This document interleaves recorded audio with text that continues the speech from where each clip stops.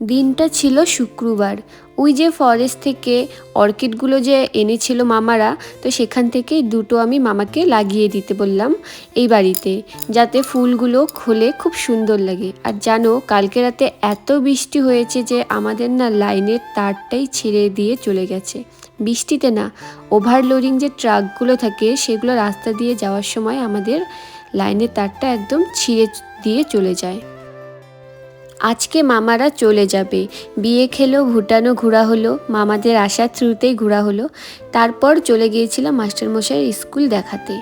তো সেখানে গিয়ে দেখি বীভৎস অবস্থা, খুবই খারাপ পরিস্থিতি। আগের দিন রাতে যে বৃষ্টিটা হয়েছে আমাদের এদিকে কম হয়েছে, বাট ওইদিকে একদম তছনছ করে দিয়েছে। দেখো, বাড়ি ঘর, এত বড় একটা গাছ ফেলে দিয়েছে। তারপর এখানে যে মিড ডে মিলে রান্না করে মাসিরা, তাদের বাড়িতে গিয়েছিলাম, খুব খারাপ পরিস্থিতি, দেখার মতো না বন্ধুরা।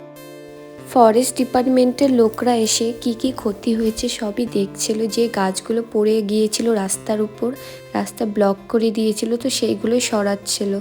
তো মামাদেরও যাওয়ার টাইম হয়ে যাচ্ছিল, তাই আমরা বাড়ি চলে এসেছিলাম। কিন্তু এত সুন্দর সবুজ একটা প্রকৃতি আজকে দেখে খুবই খারাপ লাগলো। আজকের জন্য টাটা, আবার একটি নতুন ভিডিওতে তোমাদের সাথে দেখা হচ্ছে।